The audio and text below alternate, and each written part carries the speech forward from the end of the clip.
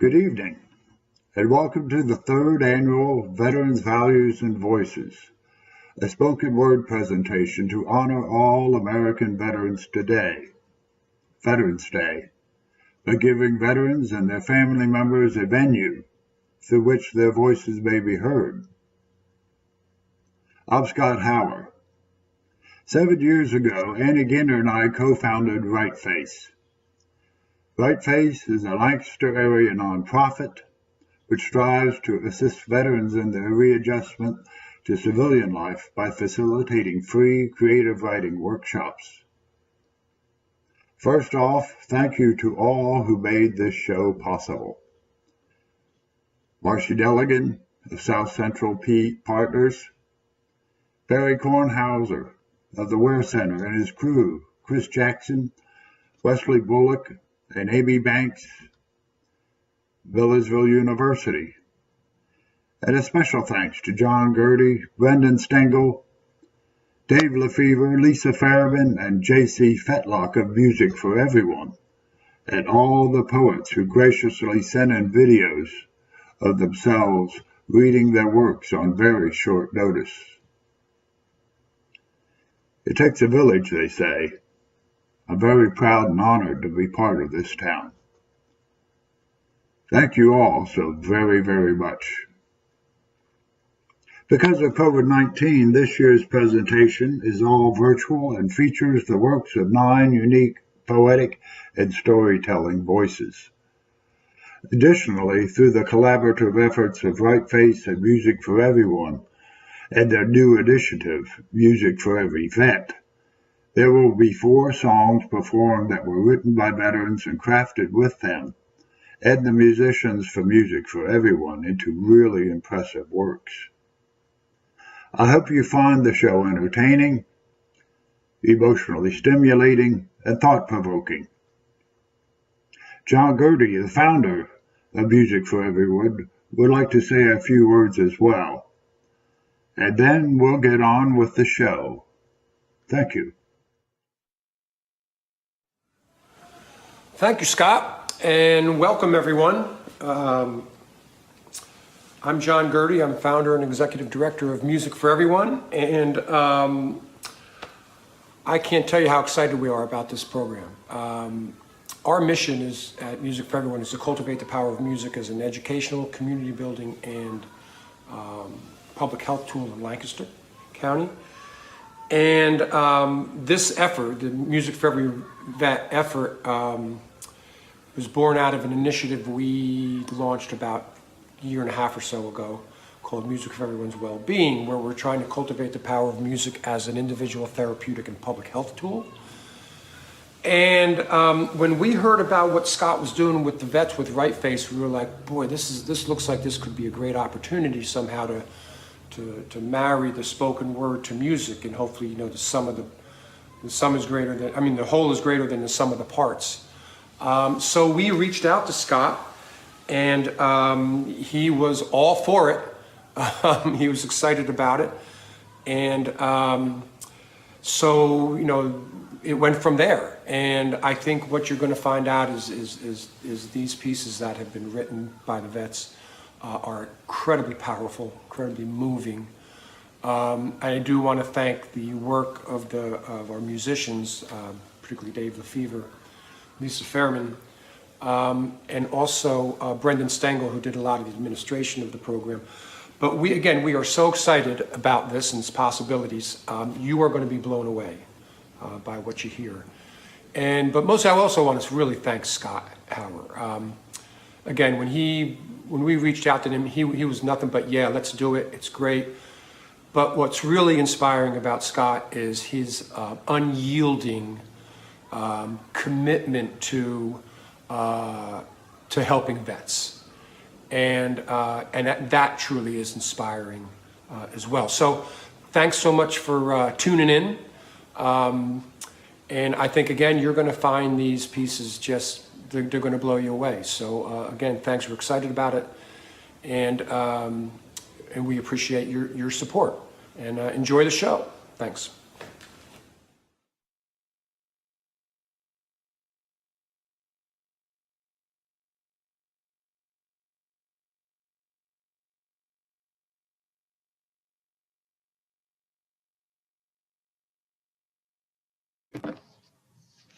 Hello, so it's my honor to participate in this performance for such a good cause. And I'm going to be reading from my great-grandfather's Civil War memoir entitled The Civil War Memoir of Sergeant Christian Lanker, 19th Ohio Volunteers. Lincoln's expressive face. I wormed my way through the crowd so I could touch the steps with Lincoln had to descend while making his way to the dining room. When the car door opened, as soon as the people could see his face, a united cheer from thousands of throats made the welcome ring with loud acclaim.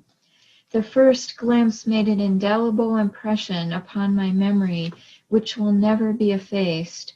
That gaunt, tall figure and haggard face, the angular spare body enclosed in a dark suit, not fitting or seemingly not fitting.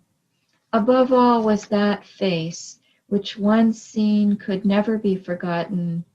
There was something deeper than the exterior, something magnetic, transfigured, attractive, a benevolent and spiritual face, which seemed to make one feel as if it were the face of a friend whom one had known for years. With him was Colonel Ellsworth of the famous Zouaves, who I believe was the first Union soldier to lay down his life on rebel soil. He was shot at Alexandria, Virginia, on the stairs of a hotel by the proprietor when Ellsworth was coming down with the rebel flag, which he had taken from the roof of the house. The assassin was immediately killed by one of Ellsworth's men. Beside Ellsworth, there were others among them, as we were informed General Hunter and Senator Ben Wade. About these latter I'm not sure, but I recognized Ellsworth. The people called for a speech, and this is what he said. My friends, I understand there is a turkey waiting for us in the dining room which needs our attention, and should I make a speech, we might get to Washington too late for the inauguration. This was the only time I ever saw Lincoln, and I never regretted the few miles walked to see him. Only a short time before, the Prince of Wales, the late King Edward of England, passed through the same area while making a very popular tour of the United States. I walked the distance to see a president-elect, but not to see a future king of the greatest empire in the world. Lincoln addressed large assemblages of people at various cities on his way to Washington. His speeches were temperate, conciliatory, hopeful, and patriotic. Little did he dream of the bloody drama which would soon be enacted, in which he would be compelled to be the most responsible, and that his life would be sacrificed at the hand of an assassin, just as the dawn of victory, peace, and a united country was showing its glimmering portents. I'll go to two other short excerpts. One is Night Visions at Stones River. That night after the battle, I found that out of 6 who were near me in the hand-to-hand clash, Blythe was dead, having been struck by bullets. Maurer had been struck upon his U.S. plate by a rifle ball and was doubled up. Paramore had a bayonet wound. Baum and Hetzel were prisoners. They were all of my close and intimate friends. I did not know what had become of some of them, as we could not find them anywhere, and I believed likely that some were shot in the river and lay under its waters. I felt so extremely sad and disconsolate that I positively wished that I were sleeping beneath the water with them. Right around me lay 1,500 dead and wounded, Federal and Confederate mixed. The battle was over so far as we were concerned in our division.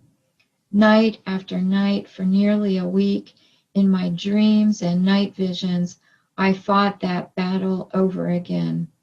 I could see as plainly as I ever saw in daytime that terrible rout on the 31st, masses of men in blue uniforms coming out of the cedar trees, followed by lines in gray with waving banners. I could distinctly hear the roar of cannon and rolls of musketry. It was a magic picture show at night in my sleep. Who can explain such drama? Who can explain the mental philosophy and the connections between our night dreams and during sleep and the dreams of our imagination? We lost in our regiment in 2 days fighting 213 men, being 43% of the number engaged, killed, wounded, and missing.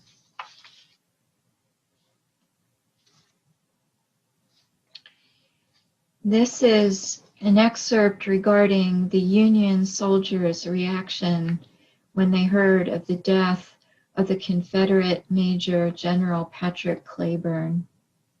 This is entitled, "We Almost Learned to Love Them." There was no rejoicing among us when we heard of his death. He was our enemy, and as such, we might have been glad. But so often had we met him and his men in battle that we had almost learned to love them as neighbors and friends. When, in close connection and on friendly terms on the picket line, we called across to one another, "Hello, Johnny, what command?" The rejoinder would come, "Pat Cleburne, and who are you, Yanks?" After telling them, they responded, "Have you coffee to trade or tobacco?" 3 successive lines came up to avenge his death, but only to learn that 1,000 officers and brave men were strewn about him.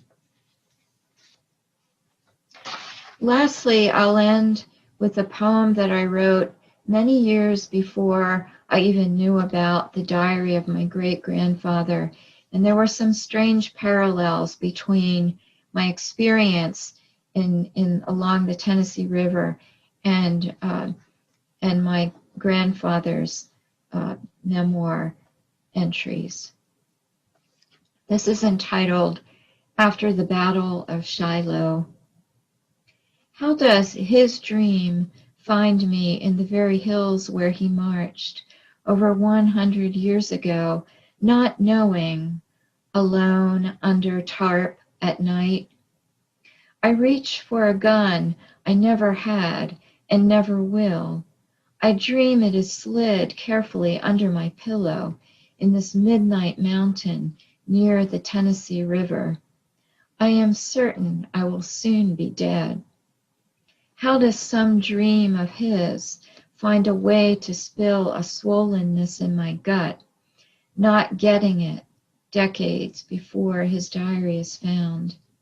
How does his dream, after first seeing Lincoln during the campaign, after not caring, as he says, one way or the other about slavery at that time, as he writes, it was constitutionally endorsed.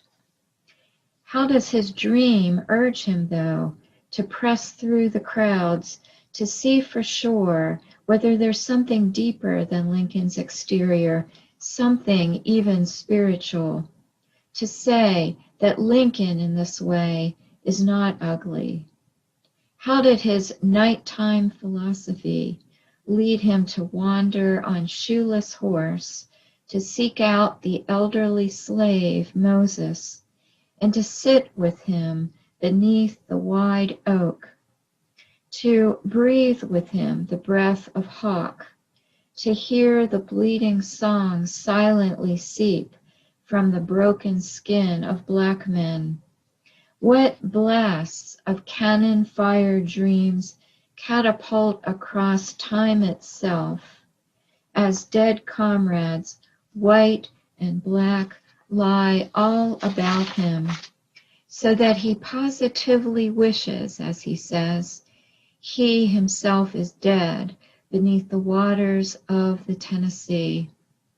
How will sleep ever bring reprieve when horses mourn wildly, while gunshots let yet flay, while soldiers press poultices on the ever-recurring wounds of hatred, under a disappearing star-lit sky, even as remote hymns ring from fields and lookouts, from all around the tear-soaked ground of ancient hemlock.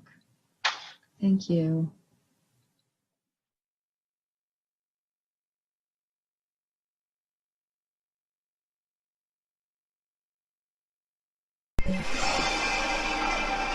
Hi, my name is Ernest Jones, United States Marine Corps.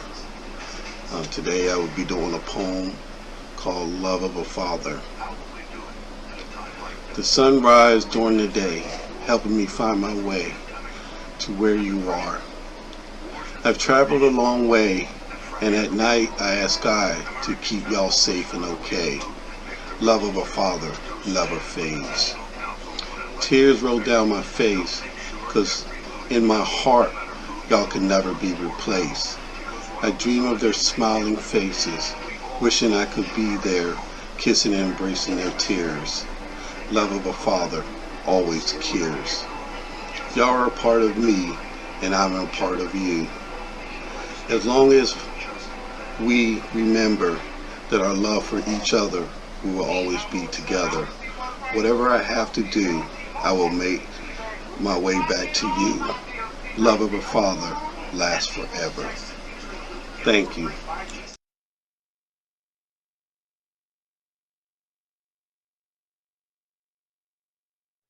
Hi, I'm Randy Bridgman, and I'm proud to be able to read a few poems from my new book, The Not So Happy Hour Poems for Veterans Day. So this first poem is called, Wouldn't This Make a Good Goddamn Disney Movie?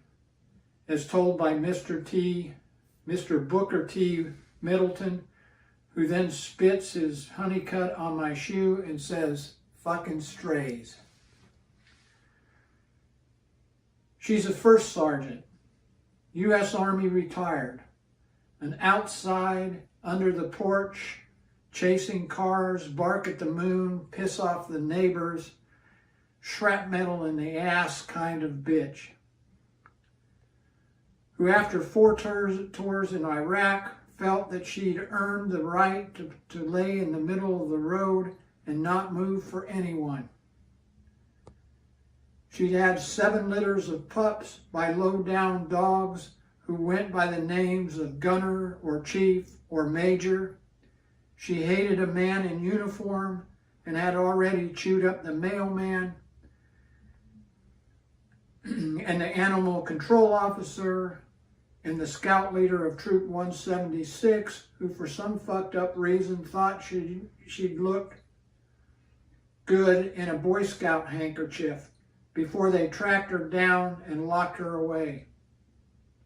In the city pound where she organized an escape with a mangy pit bull who was a champion dog fighter and walked with a limp and had balls the size of grapefruit and was a great ass sniffer and went by the name of Max. The two of them terrorized the residents of the Sinkhole Trailer Park out on Route 5 for 5 months before an animal control officer got tired of their shit and shot both their asses dead. Some suspect she had PTSD. Some say that they just brought out the worst in each other. Some suspect it was suicide by animal control officer. But most could really give a shit. They were just a couple of dogs who needed killing.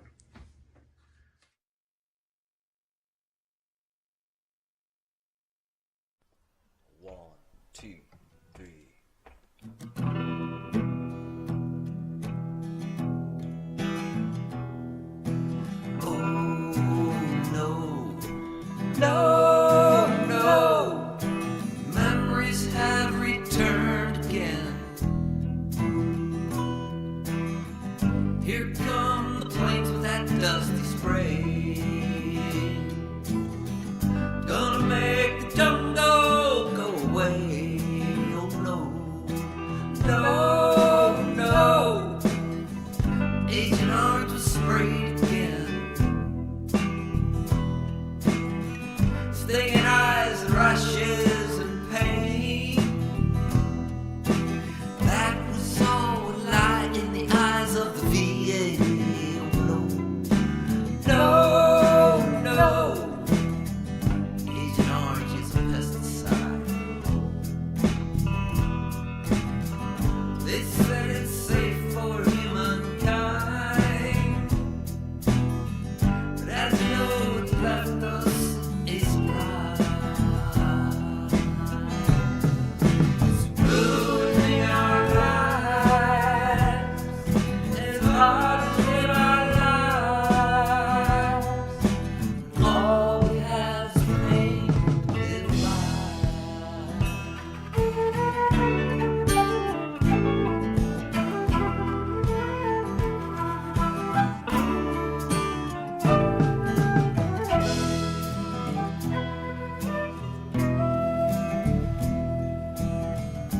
We're in our 70s today.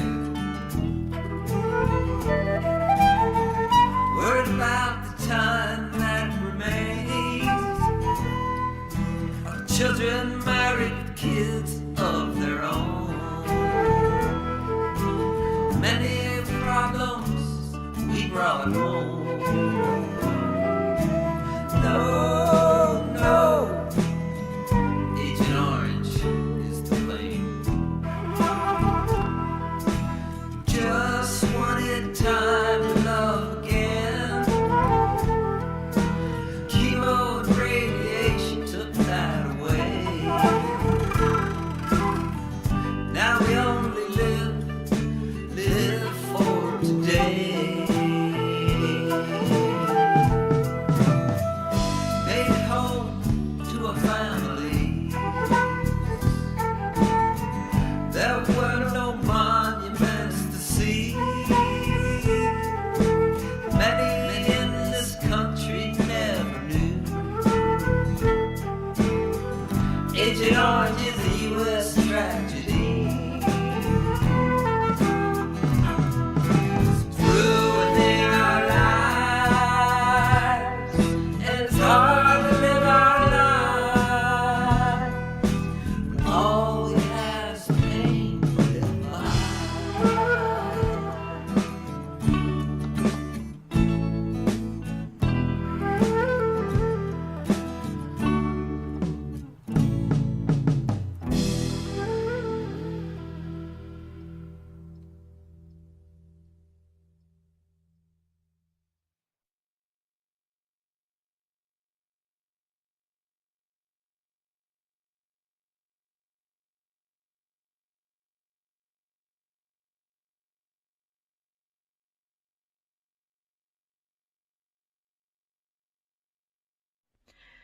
This is a poem called Eve's Sin. In the garden, underneath the tree, the serpent smiled and gave the fruit to Eve. God said to her, "Man will rule over thee. He will control your destiny." I'm confused. What do you want from me? We play war because you're stronger than me. I can fight, but you get the glory. I need respect and equality. Tell me, who do you want me to be? You need me tough, but you want me weak. I'm so brave, but still a piece of meat. I am a woman, and someday I will be free.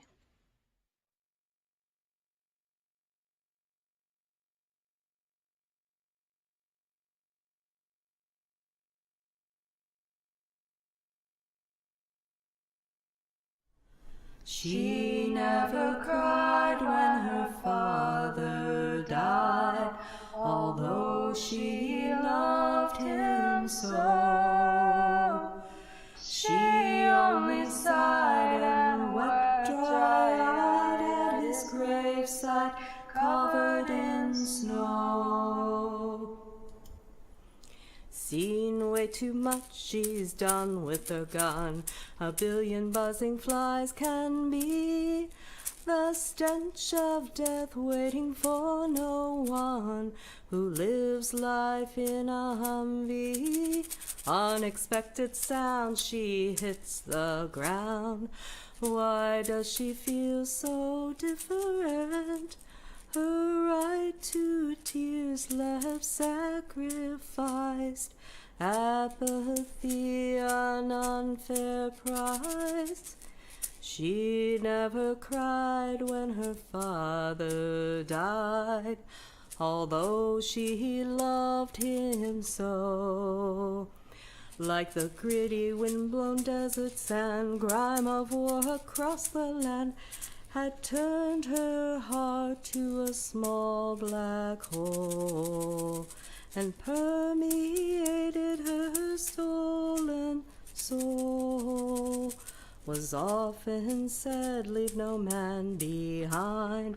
She resides there still within her mind, prisoner of war against her will. Hometown girl, too bitter uphill. Sights, sounds, and smells recorded on tape. Mostly at night, it's too much to take.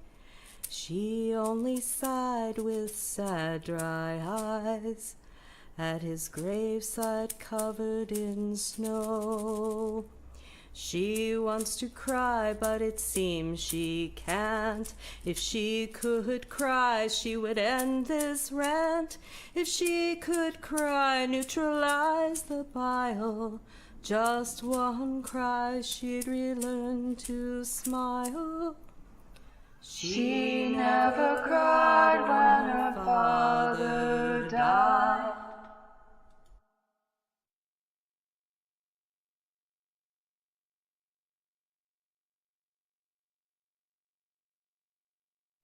The Road to Heaven by Jerry Strobel. No one to heed the call, our bodies looked unharmed. Inside we were filled with alarms. Treated like our uniforms were filled with a disease, making those we fought for ill at ease. Not knowing our story or caring to learn, some spat on us, we the baby burners. The road to heaven is paved with gold for those who suffered most of all, the ones who made it home with no one there. Never got our welcome home, no clapping on our backs. Our families noticed we were different, sitting always ready toward the door, fighting battles in our sleep, reverberations of the past. When a truck backfires, it's guns and mortar fire, guarding your home against enemies unknown. Sleep is a return to the places you've been. The road to heaven is paved with gold for those who suffered most of all, the ones who made it home with no one there. Safe, they said. Nothing there, they lied. 50 years later, truth came out for those who died. Suicides, young and old, Agent Orange cancers. No monuments for those, but for all who suffered the greed of man, the road to heaven is paved with gold. The gold of those who fought the pain and lived through the years feeling alone and given no hope. The government owed them the gold for those they left behind.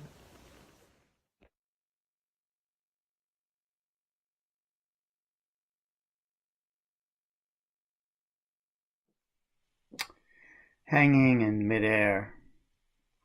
My father always looked down.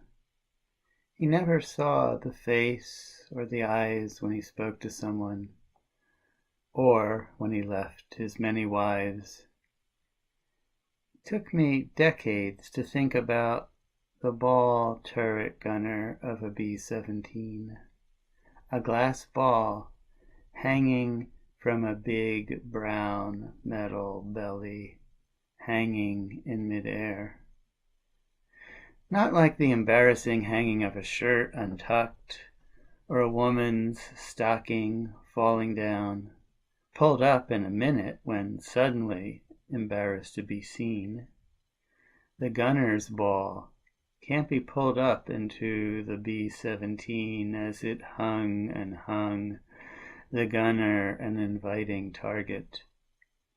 Later, His eyes always looked down below, maybe waiting for a shot or still on the lookout. It wasn't the red of embarrassment filling the heart of a B-17 ball turret gunner, but the terror as rounds and rounds flew towards the glass ball, aiming to turn it blood red. After discharge, my father became obsessed with flying, being in the cockpit and not down below. He flew so many hours that he flew away from my mom, his first wife. She grounded at home. As for his landing and leaving those 4 wives, I wonder how it felt. Mission after mission, crammed into a glass ball, looking at the world so far away and wanting to touch the ground. And run until the trail of tracers stopped. He ran so far ahead, there was not one friend or even one ex-wife at his funeral at 80 years old, as he was put forever into another confining box. This solid box was not left hanging in the air, no glass. It couldn't be fired upon from alongside or from below. And I have to hope, maybe he was content to have flown his missions and come to Earth.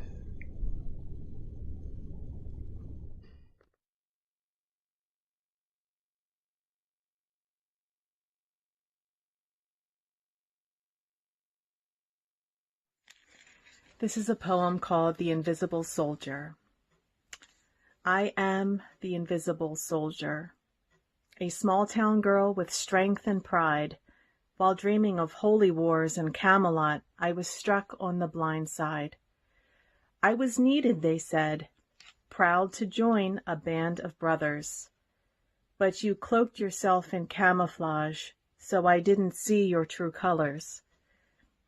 I am the invisible soldier. You made me blow you on my knees.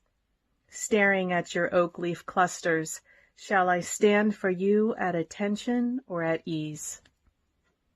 I am the invisible soldier, the bitch, the dyke, the whore. Fresh meat for you to feed on. Shh, no one is keeping score. You threw me in a foxhole, raped and beat me blind. I just can't get over it. You left me behind. You left me behind. I am the invisible soldier. I am here, but I'm not. My soul was stolen from me, even though I wasn't shot. I am the invisible soldier, now a writer, mother, and wife. Battling the nightmares, the pain, the scars, the strife. I am the invisible soldier, a fool in a rich man's game. I lost. Yes, I made it out alive, but tell me, how do you tally up the cost? I am the invisible soldier, now a vet in the waiting room. The nurse calls me Mister, and I stand. But do I look like Mister to you? I am the invisible soldier. The memories are crashing on the shore. I close my eyes and let the darkness take me, just another casualty of war.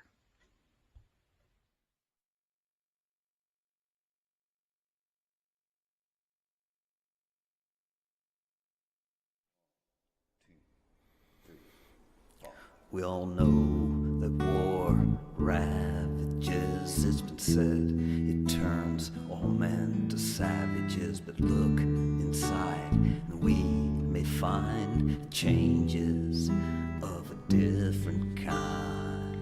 We left our souls in Vietnam. We left our souls in Vietnam.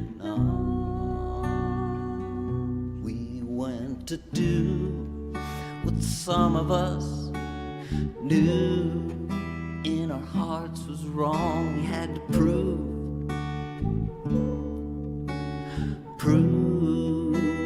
we were strong. We left our souls in Vietnam. We left our souls in Vietnam.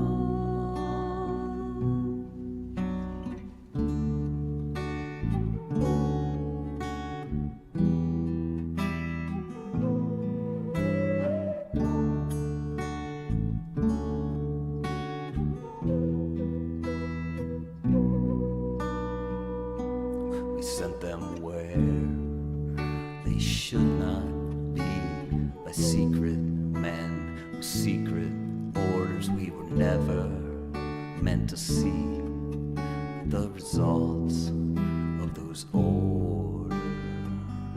We left our souls in Vietnam.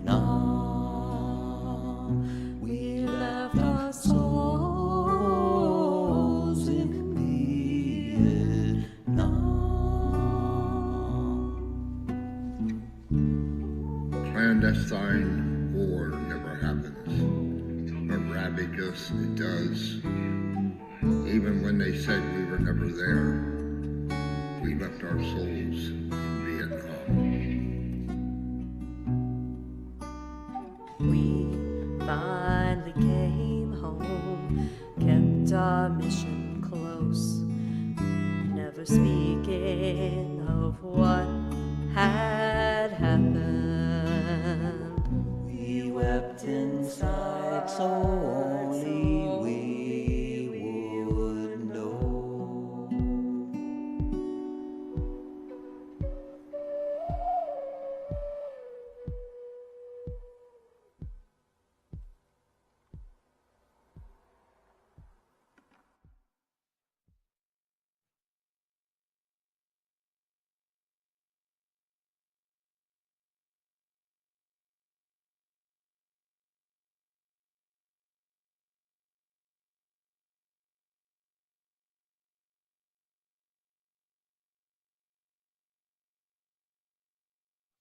So this last poem is called When I Write.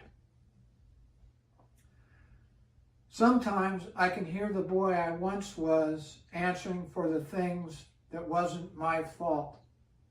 In my writings, like the spark of a welding rod against the metal of conformity. In my words that appear like those on faded blackboards in empty summer classrooms. They are as elusive as the moonlight in the tall grass around my secret fishing hole. They are a rope swing tied to a limb above a dried creek bed. They chop at the air like that metal-bladed fan in my curtainless window. In that bedroom where I pumped up my Daisy BB gun until my arm got tired. Then shot a sparrow off the sill and watched with a curious pleasure as it spiraled to the grass below.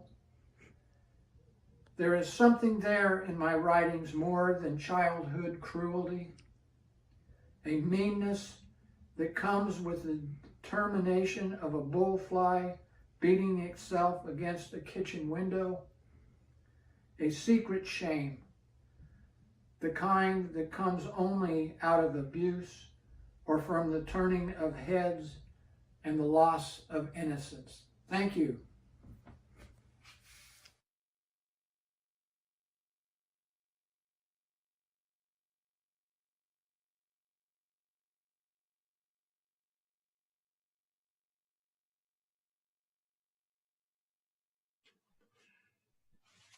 This is an excerpt from a short story that was published in the Columbia Magazine of Poetry and Prose in 1984. The Ambush by Tony Crocamo. Hayes knew, as sets of arms below and above pushed and pulled him onto the screaming medevac helicopter. He knew that he had been sobbing for an hour. He looked forward to the ride and was grateful for the noise. Crying could not be heard over the chopper's painful, slicing whine. Shaking off the door gunner's helpful hand, he curled himself on the vibrating metal floor. His rucksack, clumsily heaved, came aboard lopsided and flopped onto the floor. His M16, so recently fired, its chamber and magazine well now empty, was slapped on top of the ruck. Hayes knew that he would keep his back to the door gunner, who kicked the pack and rifle under the collapsible canvas web seats and returned to his door and gun. The floor pitched with the choppers rising, and Hayes was free of the landing zone his company had cut yesterday. He hated cutting landing zones. He was getting short, 63 days to go, and he longed to go home. Each day's passing made survival seem a promise, while each day's arrival made that promise seem unattainable. Hayes called it the irony factor, the cliche of war. Piano players are shot in the hand, track stars get leg wounds, and the less time you had in country, the greater the danger, fear, really, of getting killed. This made short-timers cautious and anxious. Their daily conversation might well include a mention of a friend who bought it with a month, a week, or a day to go. Word was that Price got killed during a rocket attack in Da Nang while waiting to board a plane to California. Dead in Da Nang. What a bitch, thought Hayes. Hayes' strategy was to avoid the war. Being in the infantry made that difficult. Using explosives to clear an area spacious enough to permit a supply helicopter to land or swoop low enough to dump its cargo increased that difficulty. Nothing the supply choppers brought, as far as Hayes was concerned, except the ride out of the jungle, was worth the exposure of cutting an LZ. 2 platoons secured the perimeter of the LZ, while the other half of the company blew up, chopped, and removed trees and underbrush. It was a noisy process. And in case Uncle Ho had deaf recruits in the area, choppers, like the Star of the East, would eventually hover overhead, pointing the way to this place.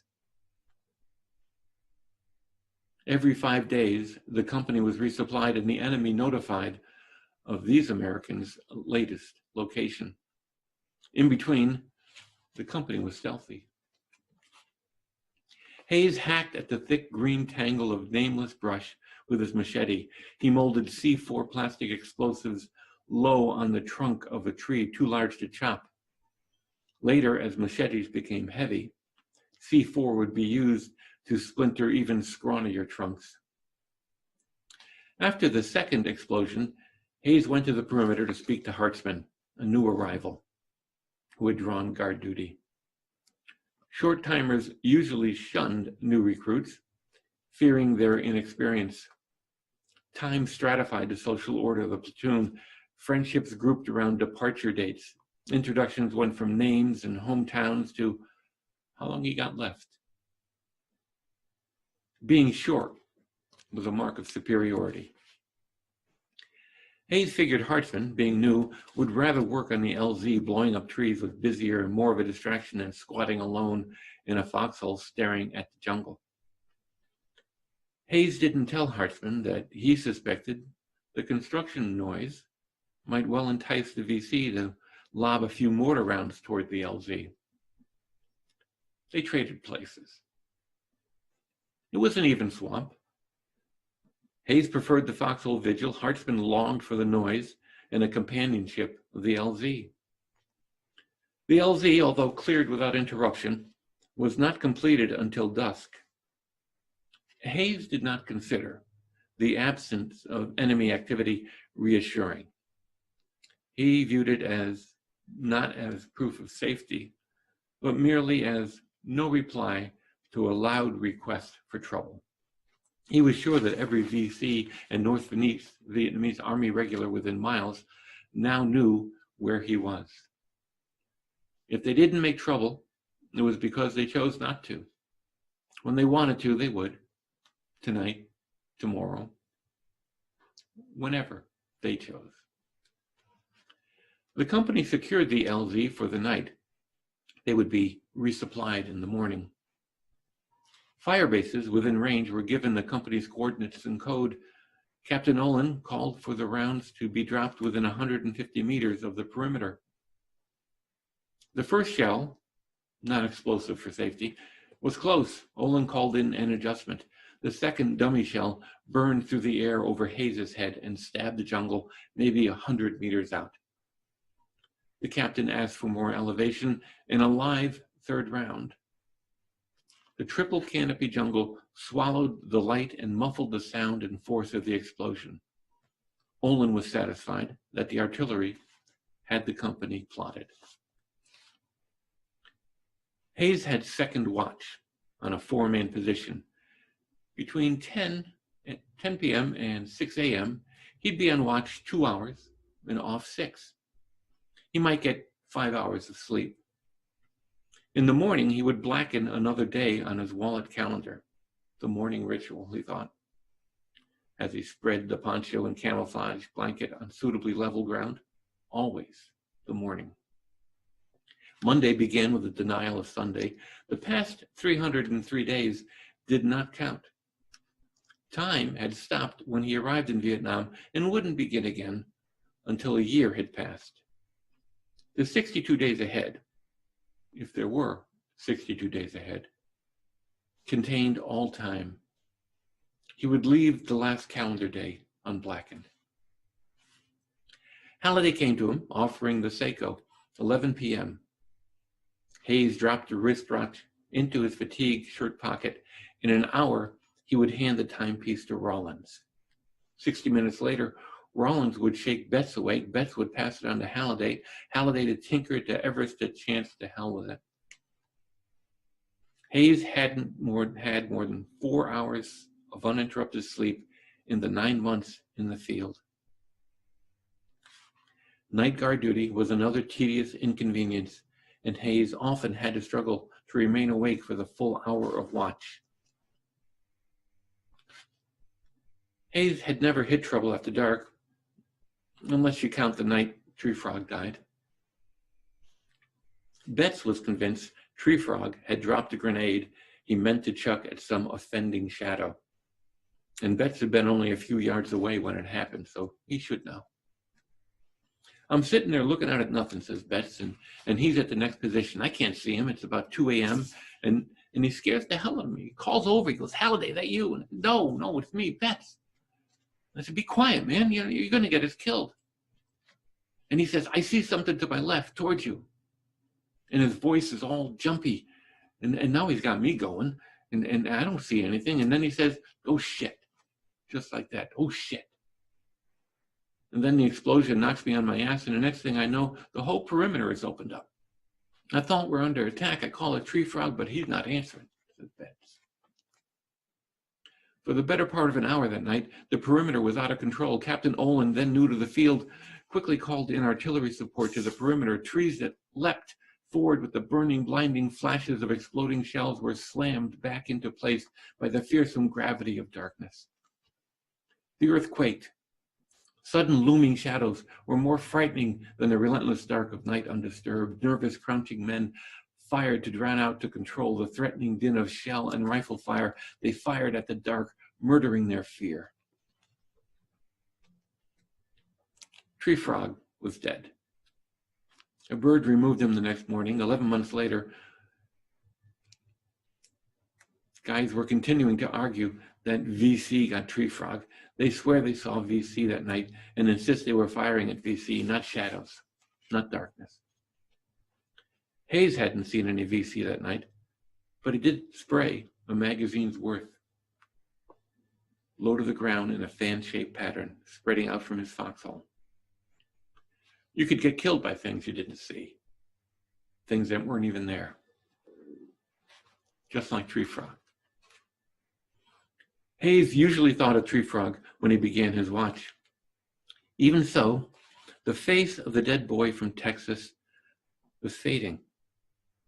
All the dead fade. To kill the hour of guard duty, Hayes thought of home.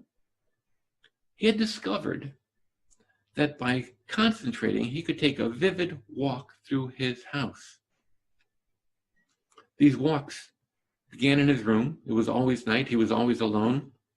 The rooms were no longer places to him. They had become details of wallpaper, paint, woodwork, and furnishings.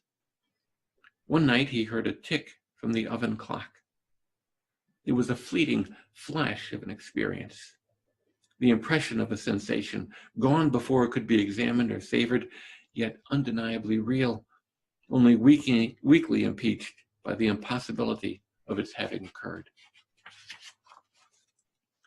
Tonight, he examined the dust snagged in the rectangular grids of heating vents. He explored the rivers and tributaries of ceiling cracks, and he memorized the medicine cabinet clutter. He arranged pantry and cupboard and built stacks of dishes that bore familiar faded patterns and known nicks. He stood dumb before the 15-watt refrigerator, star of the dark kitchen night. And he paused before the bookcase and deciphered spines until the hour had passed. At midnight, he made his way to Rollins, who shook him and gave him the watch. They traded whispers. Once assured Rollins was awake, Hayes crept to his poncho and wrapped himself in a lightweight poncho liner blanket. In 3 hours, he'd be back on watch. Thank you.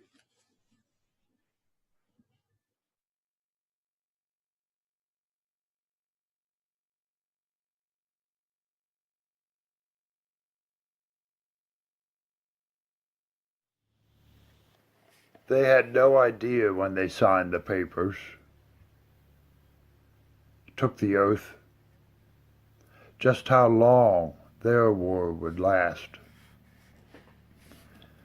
Driven by patriotism or retribution, vendetta, family tradition, or perhaps unspoken needs to prove themselves to themselves, or their parents, or their girlfriends, or their pastors.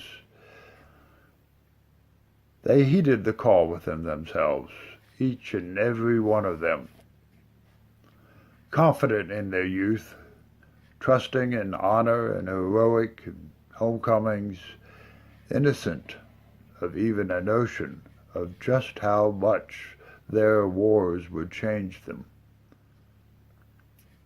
Unaware that the person Mom kissed goodbye at the airport could never return. No one told them that for the warriors who fight them,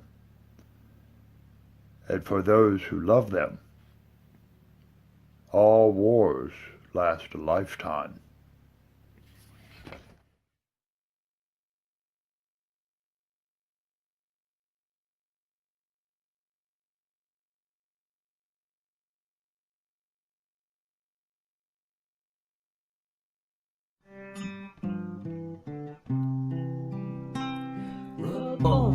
Rabboni, teach us to love, show us the way to your land above. Rabboni, teach us to see your likeness in all humanity. You gave us the morning, you gave us the night. All that you ask is we do what is right. You gave us tongues so we can teach. You gave us arms so we can reach. Rabboni, Rabboni, teach us to love. Show us the way to your land above. Rabboni, Rabboni, teach us to see your light. missing all humanity.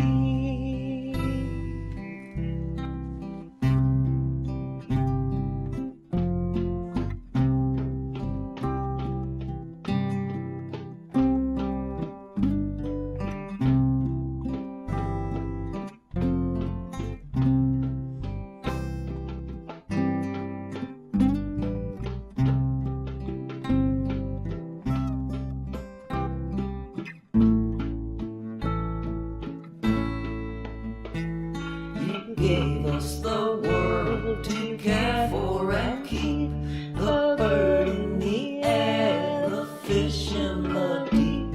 You gave us the whale and the bear in his cave, and then with your son, yourself you gave.